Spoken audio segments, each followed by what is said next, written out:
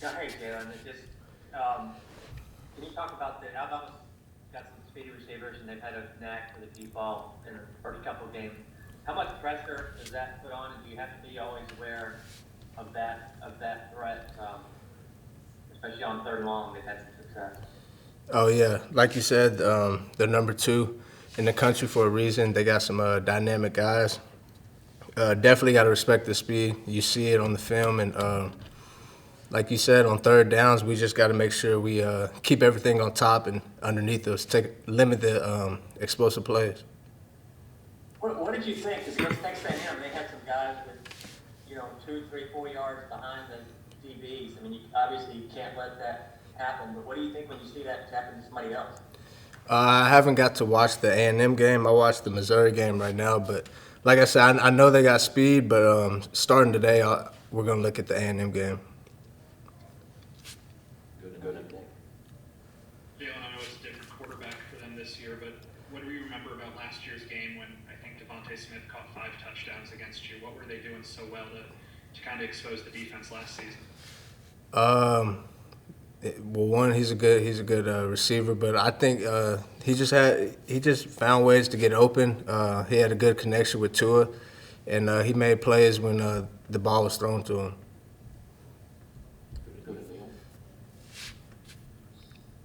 Hey, Jalen, I know the numbers aren't where you guys want them at all, but did you kind of feel like in the second half when you guys got some stops, when you kind of had to have them, that maybe that was some building blocks moving forward? A little bit. I mean, overall, none of us are still happy over the performance.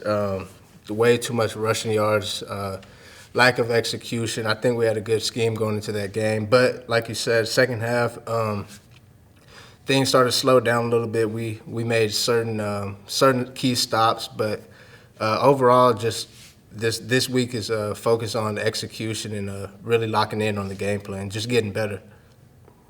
Is there a specific area that you're most focused on? I mean, execution is kind of a broad term. Is there one or two things that you're really looking at? We really, I think, everywhere, just tackling, assignment, everybody doing their job. Sure, go ahead. Jaylon, do you feel like you guys have been more successful in man coverage or in zone this year? I think it's about even. We just got to tackle better and stop the run. Um, what is this system like in terms of balancing those two types of coverage? Do you find yourself in one more than the other?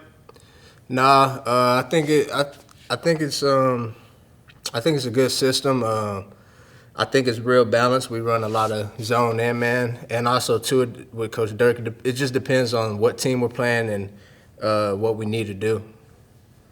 Thanks. Good at me. Jaylon, you touched on it a bit, but how much more frustrating does it make it that one week you guys are giving up a ton of passing yards and the next week it's a lot of rushing yards, just not really being able to pinpoint one thing? I mean, it's frustrating, but I mean it's a long season, and we just got to keep getting better. We can't. We just got to improve. Focus on, like you said, one week it was passing, now it's the run game. We just got to buy into the scheme, keep working, and just try to improve. Limit those explosive plays. That's the biggest thing. Go ahead, Nick. Jaylon, I asked this to Mac too, but just curious, can you tell a difference between playing on the road and playing at home anymore? Or with the smaller crowds, does it kind of all feel the same? Honestly, for me, I was kind of surprised. I didn't think it would be any fans at all. You can kind of tell a difference. I heard the KU fans, but really for our home game versus Florida, I thought it felt like a real home game.